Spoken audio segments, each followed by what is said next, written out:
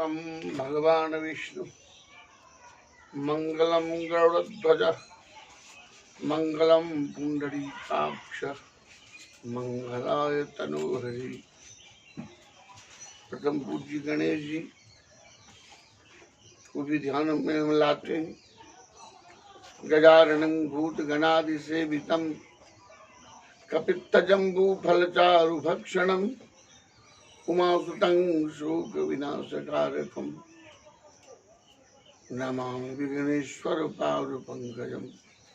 विद्या की अधिष्ठात्री देवी माता सरस्वती जो हमारे इस क्षेत्र में विद्या के प्रशस्त मार्ग को रखने वाली, आलोक फैलाने वाली, या कुंदेन्दु तुषारहार धवला, या शुभ्रवस्त्रावृता, या वीणा वरदंड मंडित गणा, या श्वेत पद्मासना, या ब्रह्माच्युत शंकर प्रभृति देवै सदा वंदिता, सा मां पातु सरस्वती भगवती निशेषजाड्यापहा। सोमे बसतु जिह्वायां वीणा पुस्तकधारिणी, मुरारी वल्लभा देवी सर्वशुक्लां सरस्वती। प्रिय छात्रों, संस्कृतानां दैवाज्ञ अन्वाख्याता महर्षि। संस्कृत वह प्राचीन देव भाषा है जो प्राचीन ऋषि मुनियों द्वारा संस्कारित होकर पूर्ण संस्कार से सुसज्जित, या यूं कहा जाए संस्कृत में जो ज्ञान है वह अन्यत्र कहीं नहीं है। यदि कल्याण मीहते संस्कृतम अधीयते। यदि मनुष्य अपने जीवन में कल्याण चाहता है तो संस्कृत का अध्ययन अवश्य करे, चाहे वह बाल्यकालीन प्रतिष्ठा हो, युवाकालीन व्यवस्था हो, आचरण हो, दिनचर्या हो, या वृद्ध युवा स्थिति के उपदेश हो। हमारे सब के सब संस्कृत भाषा में निहित। अब उससे भी पहले हम यह देखें, हमारे अति प्राचीन ग्रंथ देववाणी के रूप में वेद, चारों वेद, 18 पुराण, अष्टोत्तर शत उपनिषद संस्कृत भाषा में ही।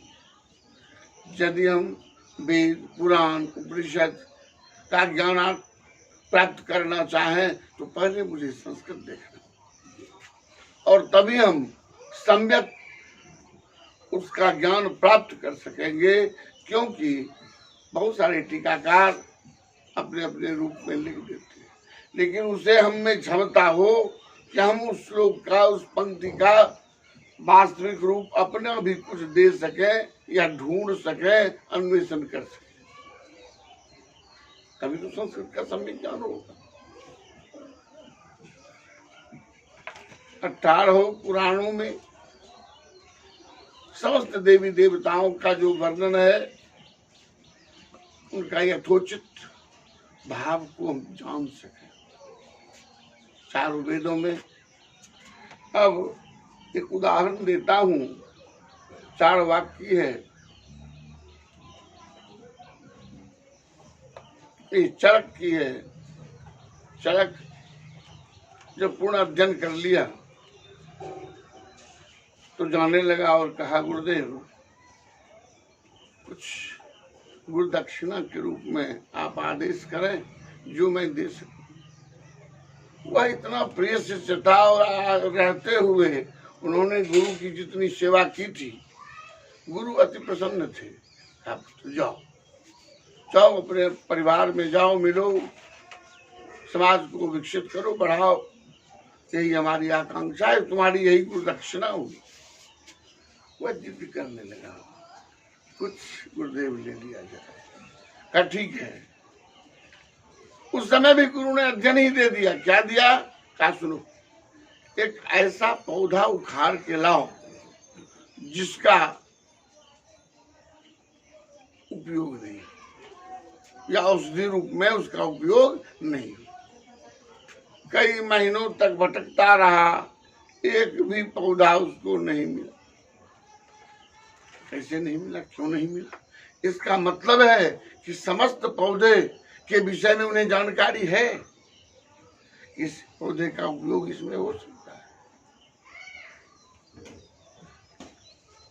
आके गुरुदेव से कहा, गुरुदेव यह दक्षिणा तो हम पूरा नहीं कर पाए, क्योंकि एक भी ऐसा पौधा नहीं मिला जिसका उपयोग हमारे जीवन में नहीं है या औषधि रूप में नहीं है।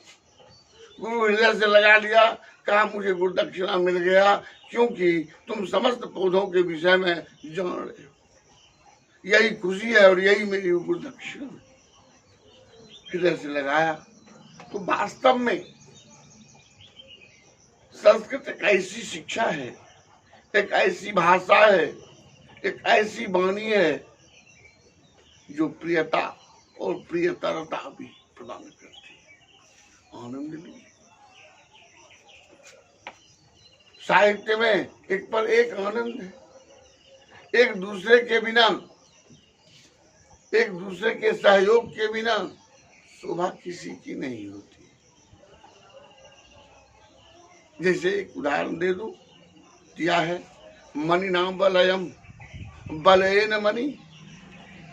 सोने से कंगन की शोभा होती है और कंगन से सोने की मर्यादा होती है।